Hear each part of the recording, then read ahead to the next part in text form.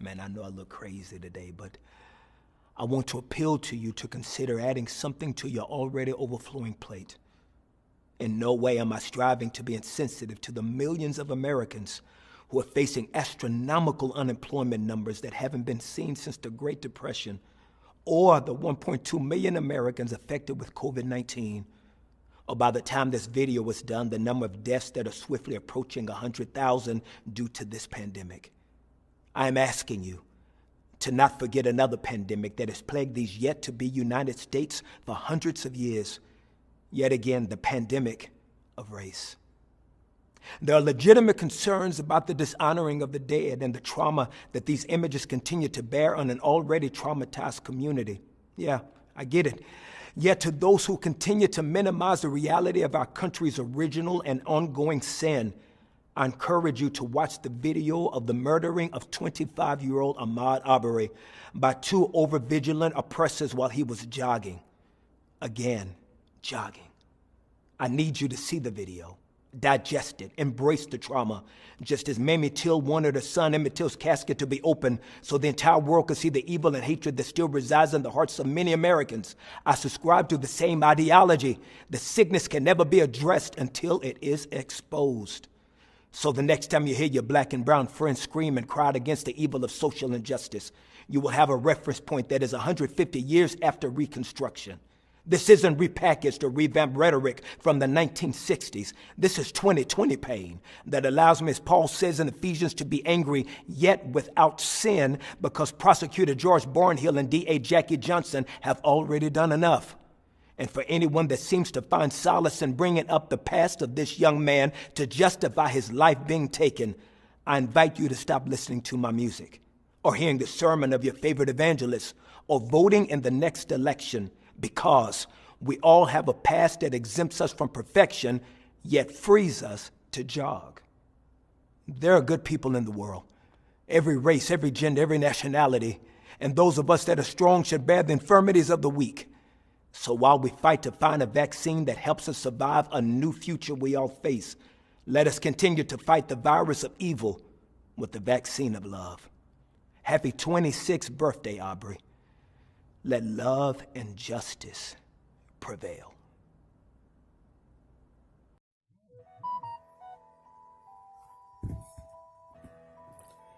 Back in February of this year, prior to the COVID-19 pandemic, Ahmaud Arbery was shot and killed by a father and son, Gregory and Travis McMichael, while Ahmaud Arbery was said to have been jogging in their neighborhood. Now, the crime is being viewed as a lynching or a racially charged murder because Ahmaud Arbery was black and Gregory and Travis McMichael are white. And over the past few years, there have been quite a few killings of blacks by whites that have made the news because these types of headlines generate ratings for the news and the news networks. But these headlines not only make the news for the major news networks, but certain people within the black community, as well as the black church and certain blacks in the entertainment industries, who use these stories to generate views and a following for themselves. Now, Kirk Franklin has been one of the people within the church, within the black church, who have been extremely vocal when it comes to these matters. Such as, late last year, he announced that he was going to boycott the Dove Awards because they cut off his speeches when he brought up the murders of people like Philando Castile, Botham Jean, and Atiana Jefferson. Now, I don't know about you, but first of all, America, the American church, and the black community have other issues, and issues that are arguably worse and more pressing than this, in my opinion. I don't wish to offend anyone, but the incidents involving Tamir Rice, Freddie Gray, Trayvon Martin, Philando Castile, Botham Jean, Atiana Jefferson, and Ahmaud Arbery, while tragic, and those should definitely have our attention, those were isolated incidents. But there are matters that are affecting and killing far more blacks that the media and these famous blacks are not talking about, whether due to ignorance or deliberately, or because it doesn't line up with their political and social agendas. For instance, why aren't affluent blacks in a black church discussing apartheid school districts? These apartheid school districts are failing. These kids are being forced to go to the schools. And you even had instances where parents who was trying to get their kids to different schools that were performing better, they actually got thrown in jail for it. In places like New Jersey, you have what you call apartheid school districts that are predominantly black, predominantly Latino, predominantly white school districts. And each of them, the performance and the quality of the education differs. And this is all over the country where this is happening. But no one's talking about it. What about abortion? Blacks are about 12% of the American population, and we account for over 40% of the abortions in the United States. What about the strong, aggressive push for the LGBTQP ideology within the black community? Wasn't it Lee Daniels who stated that he wanted to get rid of homophobia in the black community? That's why he was pushing these characters like Jussie Smollett, who were gay, or who were gay, lesbian, bisexual, whatever, characters in these shows. Why aren't we talking about that? It's like there's a show right now that just recently came out, and it's called Council of Dads. And so you have all of these fathers that get together, all of the white fathers, all of them dudes, they're married with wives. The one token Negro that they got in that show is a black couple. It's two black dudes. That's a couple. We can look at ABC's The Rookie. We can look at Chicago Fire. We can look at so many. You can look at The Arrow on CW. We can look at so many different shows where the one black person that's on the show, the one black male that's on the show, they're a homosexual. No one's talking about stuff like that. No one's talking about father absenteeism within the black community. No one's talking about broken homes and broken families within the black community. No one is talking about how immigration is hurting black unemployment. No one's talking about black on black crime. While those things are some issues that should be addressed more than these isolated murders, I don't think that those things should be addressed by the church, because these are matters that are a result of sin. You see that? Some of you guys got offended by me saying that. And we have deviated from discussing sin and original sin and the need of salvation through the redemptive works of Yeshua or Jesus. And now we are talking about things that are, although bad, are results of the effects of sin. And I think that it is especially dangerous, foolish, and hypocritical to discuss this matter before it goes to trial for the sake of spinning a political narrative, which I believe Kirk Franklin is doing. Now, what I will say, that while it is common for joggers and walkers to get a little bit too close for comfort at houses under constructions, people's etiquette and practices vary. For instance, my brother admitted to me during a conversation that he actually does go so far as to enter into the yard and look in windows to see what kind of work is being done, while I'm the type of person to look at it from a distance. See, my brother and myself, we stay in two entirely different communities. My brother is in a community where it's a gated community. All the neighbors know each other. It's a very affluent community. And so his neighbors may be comfortable. And there has been instances where he says that, You know, he's done some things where the neighbors were not comfortable, where the neighbors thought that he got too close. But, you know, me, myself, I don't, you know, for a lot of different reasons, I don't get that close to houses. You know, and I work in construction for several years. And I know that certain people in certain communities will call the cops on you for trespassing or for burglary, and may even physically threaten you. And they may even go as far as physically threatening you with a firearm. And in my years of experience in working construction, I've seen people case construction sites for the purpose of stealing tools and materials. Like sometimes, like if there's a big dumpster and there's aluminum siding, sometimes the guys will come there and ask for it, but sometimes they wait till everyone gets off work and they'll just go raid the trash bins for that aluminum siding. I know construction workers, and I know of people who's case construction sites, and they've broken into the houses and they've stole HVAC systems. You know, they stole appliances, they stole lumber, they've broken into some of the trailers, and they have stole tools, you know, like tens of thousands of dollars in tools, as a matter of fact. So I understand the discomfort and with the neighbors, with Ahmaud Arbery seemingly lurking around people's homes.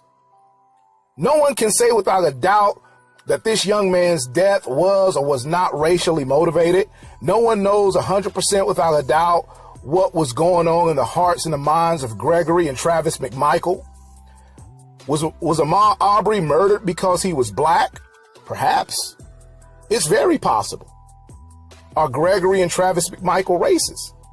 That's also very possible. But no one knows 100% without a doubt what were the intentions of Ahmaud Arbery while looking around those different homes.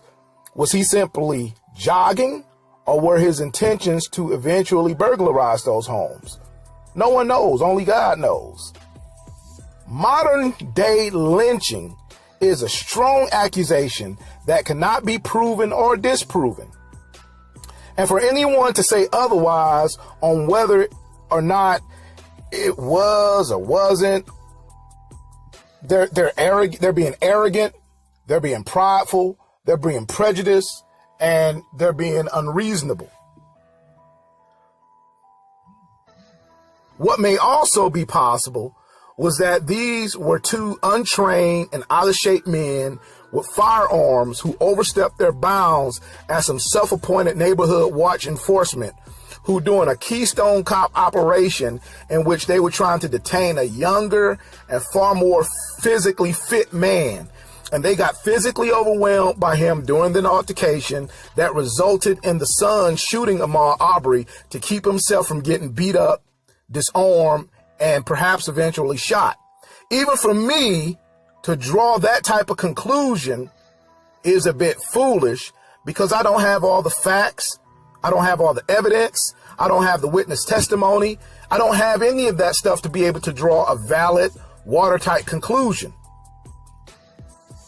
And was it the original intentions of the district attorneys who received the case for Ahmaud Arbery's shooting, of his shooting death, to try to sweep the case under the rug? Or were they really truly trying to find someone within the state of Georgia who did not in times past utilize the investigative services of Greg McMichael, because of them trying the case would have been viewed as a conflict of interest? We don't know. And again, to come across as someone who knows and to draw some type of conclusion without the facts, evidence, and testimony is arrogant, prideful, prejudiced, and unreasonable. To prove first-degree homicide involves any intentional murder that is willful and premeditated with malice afterthought. Premeditation requires that the defendant planned the murder before it was committed or was lying in wait for the victim. You need facts, you need evidence, you need something, you need some things to prove those things in order to convict them of that. Second degree murder A second-degree homicide is defined as an intentional killing that was not premeditated. You also have involuntary manslaughter, so it must generally be proven that the defendant should have known that those actions could have threatened the life or safety of another person. Then, of course, you have self-defense, meaning that they believe that their life was in imminent danger, so they had no other choice but to use lethal force.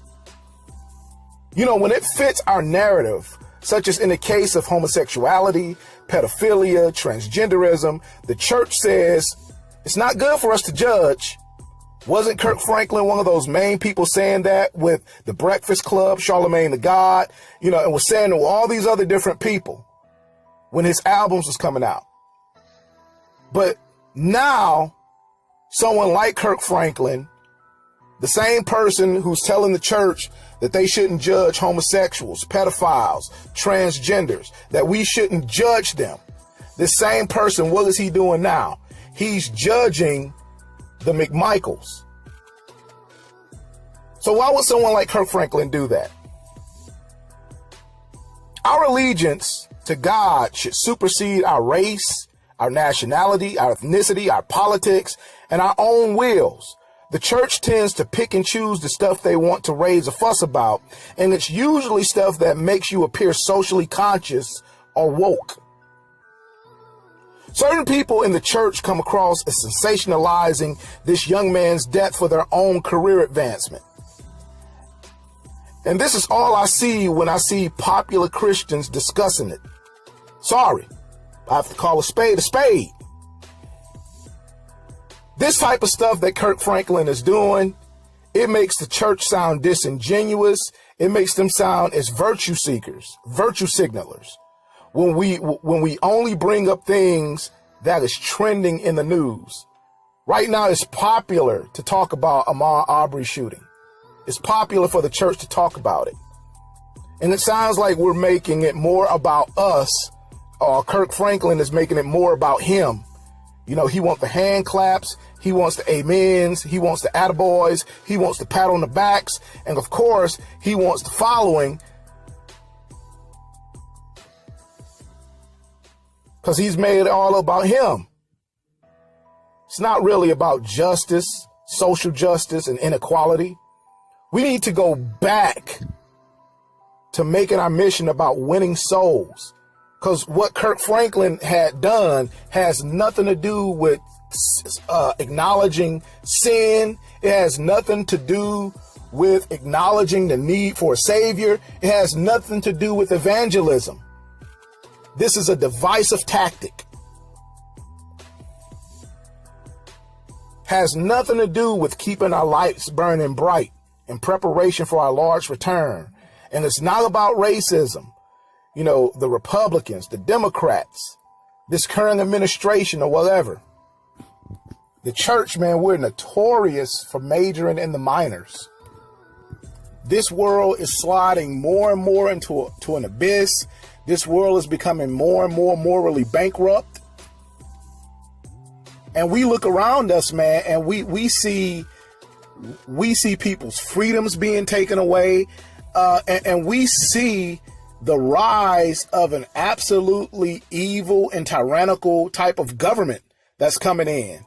And so this tells me that, you know, based on the words of Jesus, that Jesus says in Matthew 24, that iniquity shall abound, that there is going to be evil. And he says, and the love of many shall wax cold. So a hardening of the hearts, an absence of heat, due unto their fire going out. It says, but he that shall endure unto the end, endure what? Endure love. 1 Corinthians 13:7 says, love beareth all things, believeth in all things, hopeth in all things, and endureth in all things. Kirk Franklin's speeches, Kirk Franklin's actions has resulted in division. It's resulted in bitter feelings. It's resulted in hostility within the body of Christ. And Jesus says that those people who endure unto the end, the same shall be saved. And he says, and the gospel of the kingdom shall be preached in all the world for a witness unto the nations. And then shall the end come. So what he's telling us is that don't allow these things that happen. While what happened to Ahmaud Arbery, I mean, it was bad, man. It was horrible. Someone lost their life. This young man was killed, and he was killed during the prime of his life. He was killed at a young age. And if he doesn't have children, he's never going to have children. His parents are not going to have grandbabies from him. You know, a generation was cut off. A bloodline was cut off. That is horrible, man. And then, as a parent, seeing your kid die before you do, that's horrible.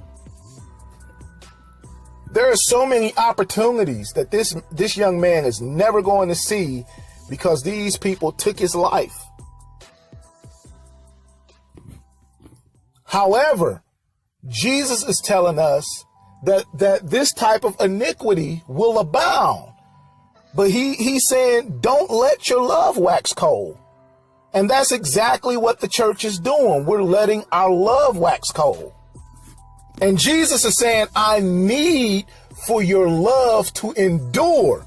And the reason why I need for your love to endure,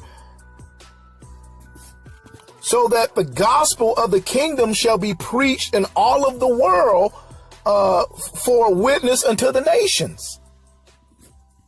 That's all I have for you guys right now, man. Holler at you guys later. Peace.